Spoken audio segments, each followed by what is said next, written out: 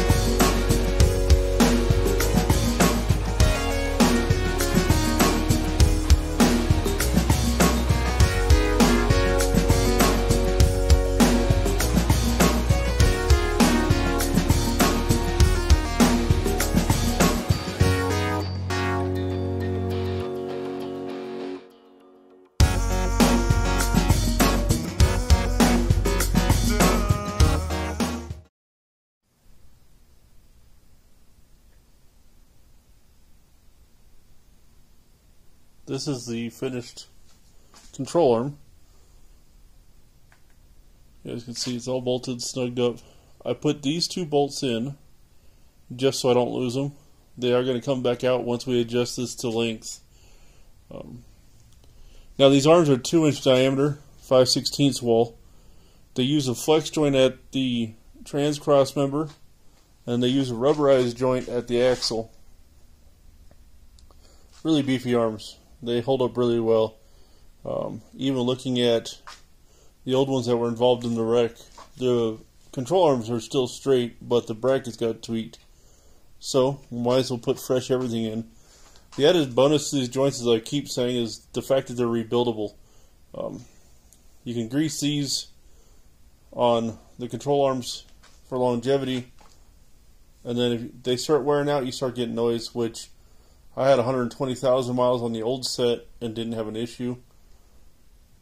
So I do love their product. Iron Rock makes a great kit. It's strong. It does anything I need it to do. So go ahead and assemble the other one. I won't bore you guys with that. Then we'll get the upper control arm on the bench and show you that assembly as well.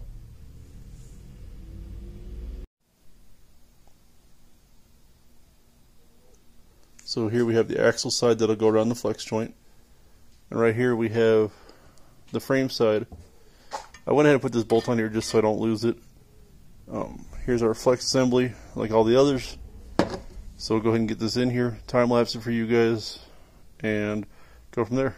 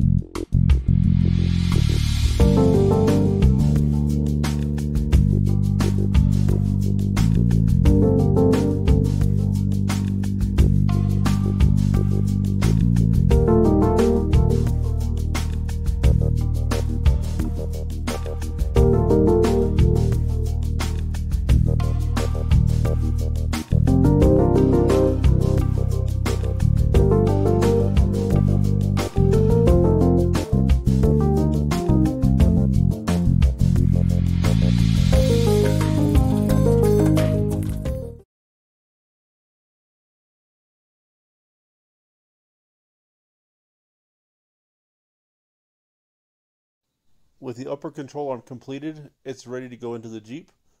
Once we get the old crossmember out, we will adjust this to length before bolting it in.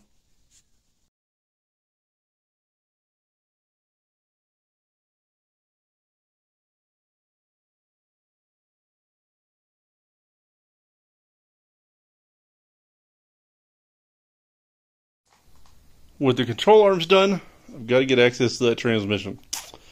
Fortunately, I've been using the underside of Gus Gus as storage.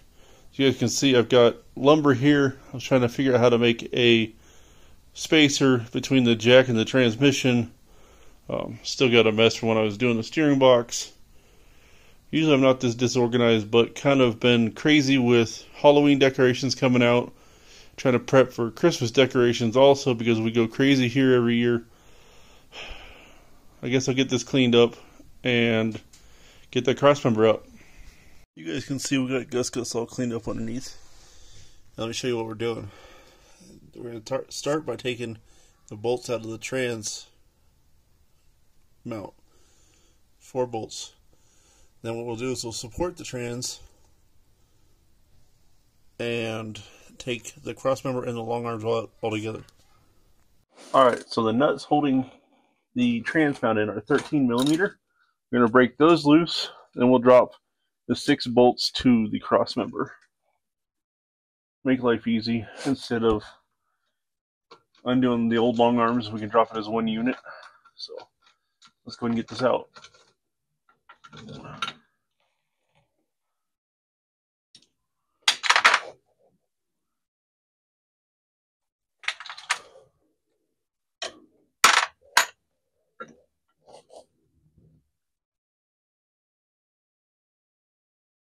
Now this Jeep already has a stinky fab trans mount, poly mount in here, so it still looks to be in good shape, so I'm not going to change it out or change anything about it.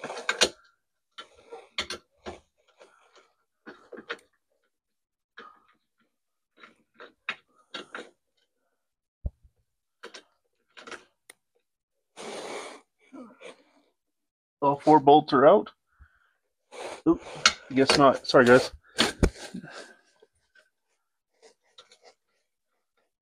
All 4 nuts are off. We'll go ahead and get a trans jack under here and start prepping to hold the transmission up. So what we're going to do is run the trans jack up just to support the transmission. It's not going to lift it, but that way we can drop the crossmember without any problems.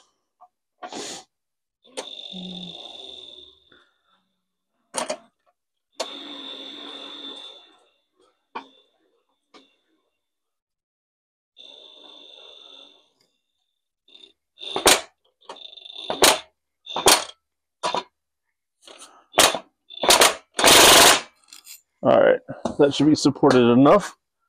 Just enough to lift it off the crossmember.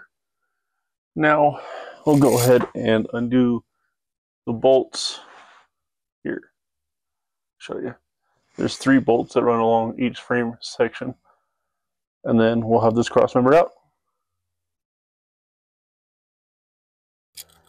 Here's the 3 bolts I was talking about. We'll pull these out and then get the trans crossmember down.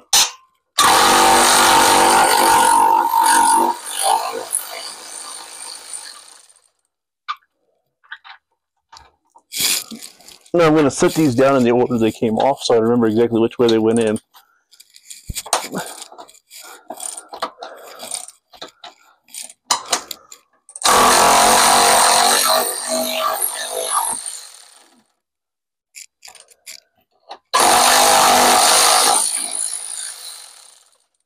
Alright. Now this last one here, we're not going to take out all the way. We are going to just loosen it. That way the trans crossmember doesn't fall on my head.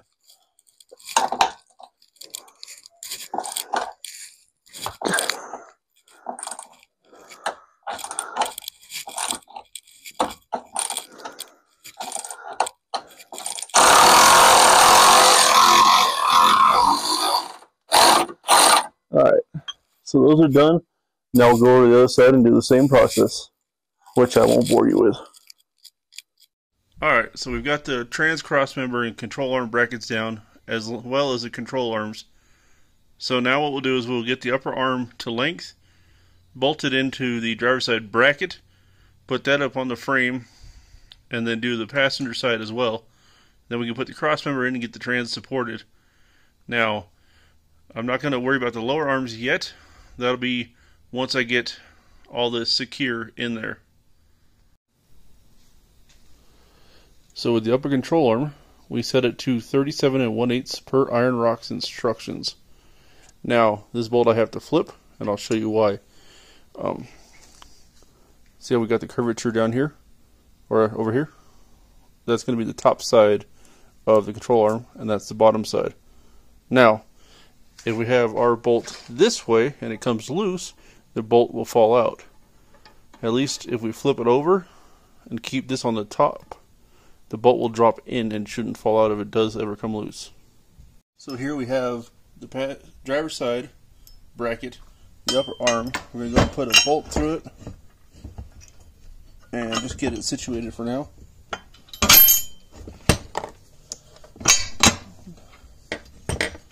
Now this will just get hand tight, and then we can put this in the frame, or unibody, sorry.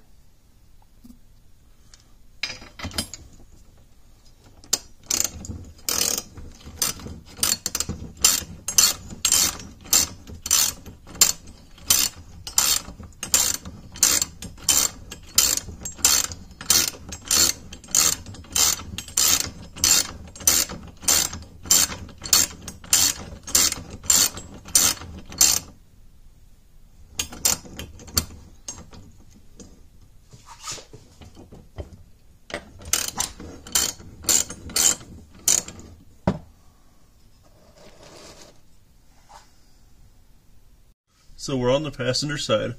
We are going to go ahead and put in the bracket that mounts here. Now it has two different bolt sizes. It has the factory M10s. Iron Rock supplies you new hardware. And then this one, when you do the install from start, not replacing it like I am, you would tap this to a 7/16.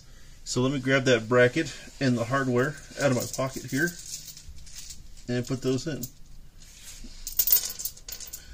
And the only reason I'm using all new hardware is because I have to go through state patrol for the vehicle being wrecked, and I don't want any headaches and them saying I used old products. So we got that one started. This one here in the very front is a 7/16.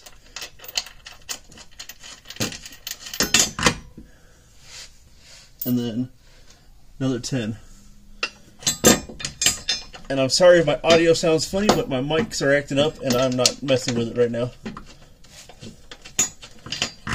So we got those in. What we'll do is run those down. Just hand tighten them. Leave them a little, or not even hand tight. Leave them a little loose. And then we'll go swap to the other side.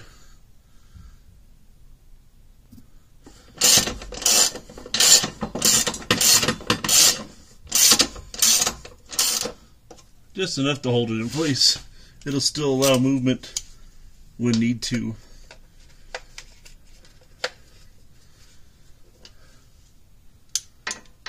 And then we'll run these ones in hand tight as well. Oop. Guess I grabbed the wrong socket size.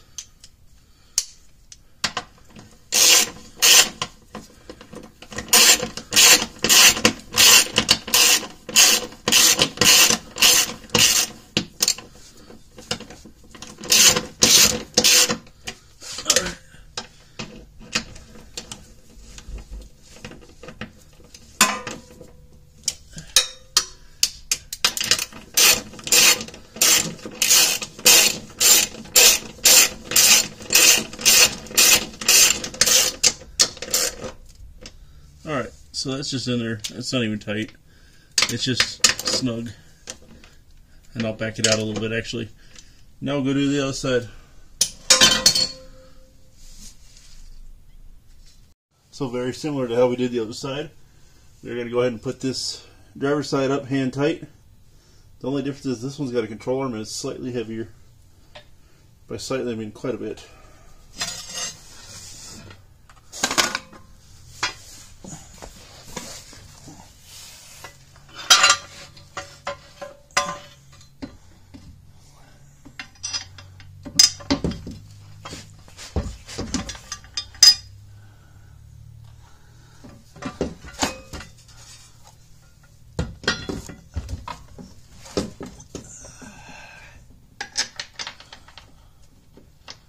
This is where it would be helpful to have a hand. If you guys have someone, because this is not easy to do one person. Once you get the bolts started, you should be okay. But I am pressing this with one hand up, holding the bracket with my thumb, and the control arm with 3 fingers, trying to get you guys' view. Alright.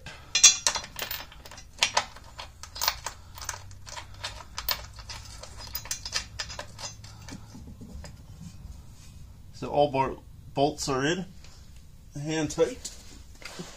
I do need to get my ratchet, and we'll run this in there.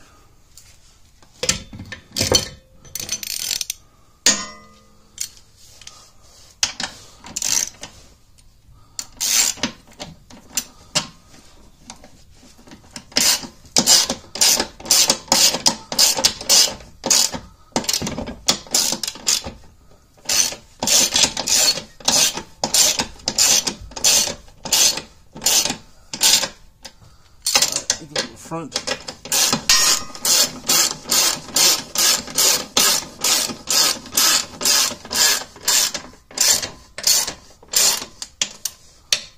So this bracket will be in. Then we can focus on the cross member. Now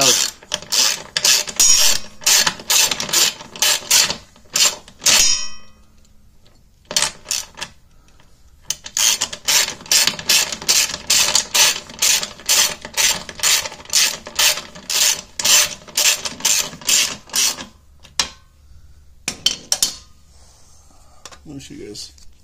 Just like that. Ooh. Driver's side bracket is in. Passenger side bracket is in. Now we'll get the cross member in here. And the cross member's nice. It uses carriage bolts. And I know I've got an oil leak. I gotta fix all that. That's a rear main seal leaking. But we'll get that cross member in here, support the trans, and then we can at least let this down. Take a look at that. The bushing is still intact for the Stinky Fab trans mount. That thing's probably got about 100,000 miles on it. So let's get this cross member, get these carriage bolts in, and we could at least set the trans in for today. So Iron Rock gives you the trans cross member with 8 different bolts, 4 short carriage and 4 long. That's because if you're not using an SYE, which is a slip yoke eliminator, then it gives you a trans drop spacer with the kit. We have an SYE in this Jeep, so we'll be using the shorter carriage bolts.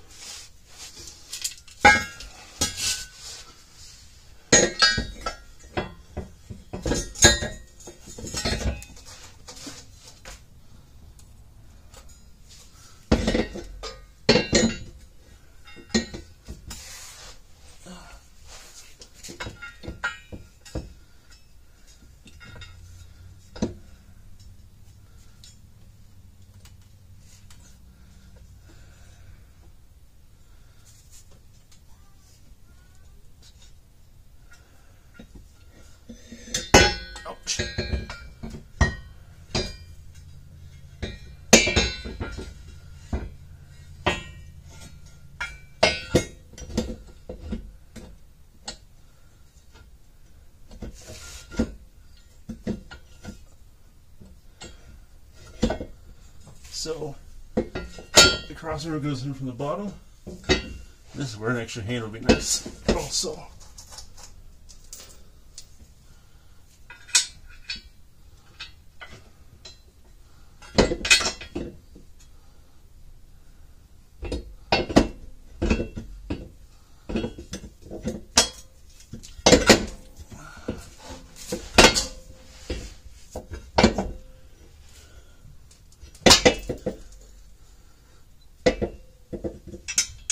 what I'll do is put a nut just to hold it temporarily, and we'll worry about the washer later. Okay. So that one's hanging, but it's not right. But we can go over to the passenger side and get this in.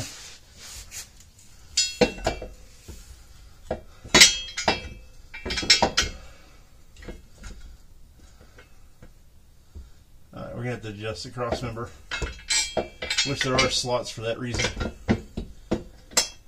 Alright. Because the backs are not sitting right. We'll put a washer and a nut in this one.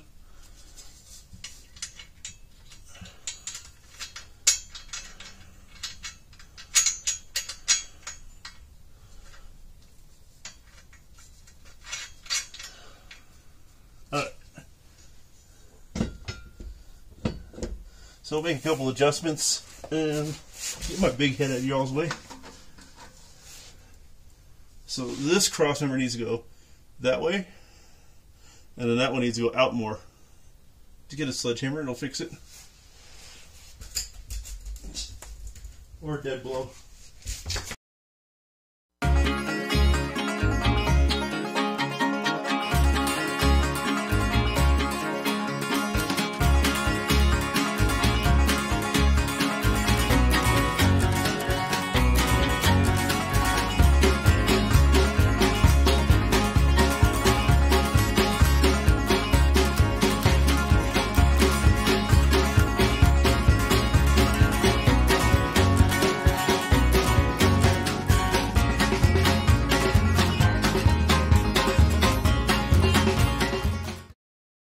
So with the trans cross member tight, we are going to go ahead and run these trans mount bolts tight. If I can get a socket on it, that'd be awesome. All right.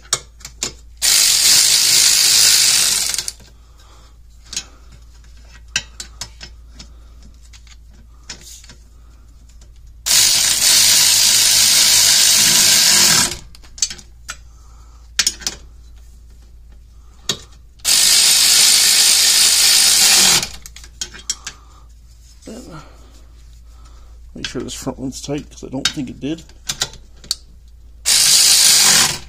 Alright, so that is tight. Now we just got to get the axle under here and get that finished assembled. So bear with me 1 second. So here we have the old control arms, and they look straight still. So they might not have been bent in the wreck, but the axle was. So here we have the new axle. Have the lowers and the track bar sitting here still. Didn't get around to them today. Realized I'm missing some parts for the front axle, and I don't want to put the front axle under the Jeep without all the parts to put it together. That goes with, I don't want to put the control arms in and have them hanging in my way if I plan to slide the axle underneath it. So next video we'll get the axle sitting underneath it, get the control arms to length, and then we'll go ahead and get them underneath the Jeep. But we are getting there. Now, I left my keys on the other day when I was doing the steering box swap. So, that being said, we're going to go ahead and give this thing a test fire, and let's see if this little trickle charger I have brought it back to life. Ending the video showing you this. Running a Optima Red Top, it's about 7 years old. It survived the rollover in my 98 Explorer. Now I've got this little trickle charger that I bought for 25 bucks. It's a Noco Genius one. You can get them on Amazon. You can get them from their website. Hooked this up, let it trickle charge for a couple days, and it brought the Jeep back to life. Now I'm not saying it'll work for every battery when you run it dead, but it worked for me for now, so we'll keep this project rolling.